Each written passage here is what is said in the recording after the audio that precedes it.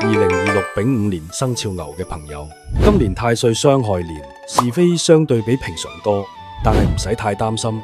只係一點點嘅人事不和。吉星有紫微龍德天乙貴人，係有力嘅貴人星，故今年容易得貴人輔助。加上今年又係貴人年，容易得到老闆上司嘅賞識。做生意嘅人緣運也相對唔錯，有機會有客人提供生意機會。財運方面，受害太歲壓制，錢財容易有損耗，而因親友借貸、投資失誤等導致意外破財，亦避免為他人擔保、借貸或者參與高風險投資。健康方面，因害太歲影響，身體容易有小毛病，主要係腸胃、內分泌及關節部位需留意，應酬宜減，避免暴飲暴食。